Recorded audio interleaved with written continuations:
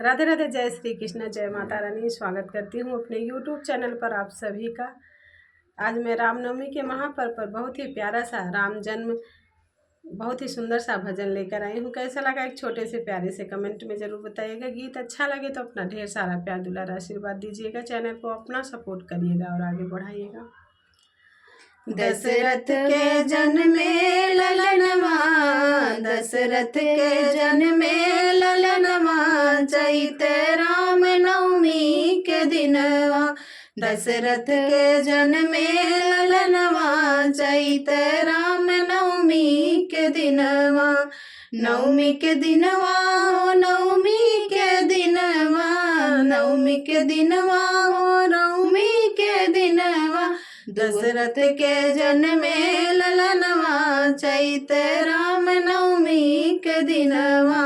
दशरथ के जन्मे ललनवा, चैत राम नवमी के दिनवा।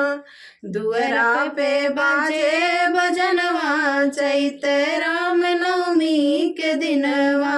दुअरा पे बाजे बजनवा, चैत राम नवमी के दिनवा।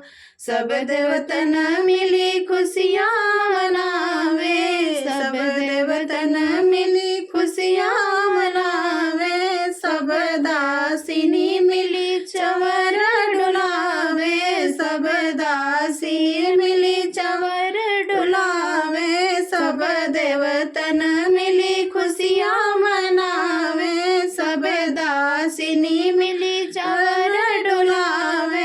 नारद सुनावे सगुनवा, नारद सुनावे सगुनवा, चैत राम नवमी के दिनवा। नारद सुनावे सगुनवा, चैत राम नवमी के दिनवा। दशरथ के जन्मे ललनवा, चैत राम नवमी के दिनवा।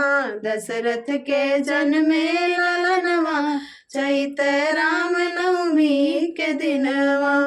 नर नारी सब आरती उतारे, नर नारी सब आरती उतारे। सुंदर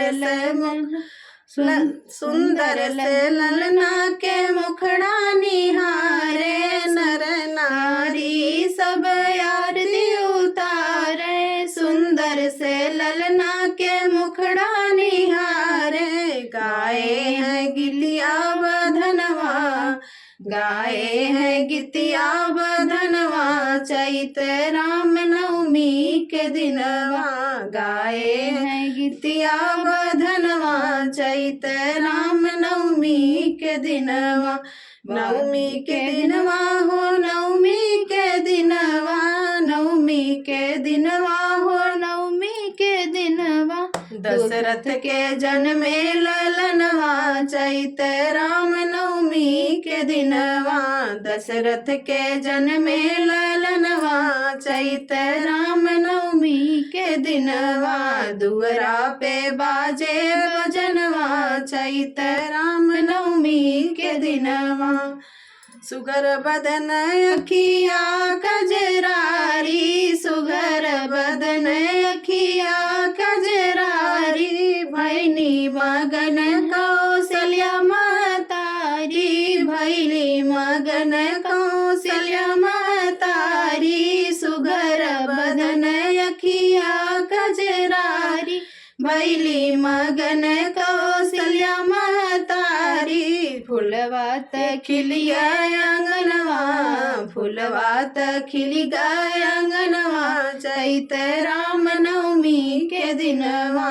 फुलवात खिली गए अंगनवा, चैत राम नवमी के दिनवा। दशरथ के जन्मे ललनवा, चैत राम नवमी के दिनवा।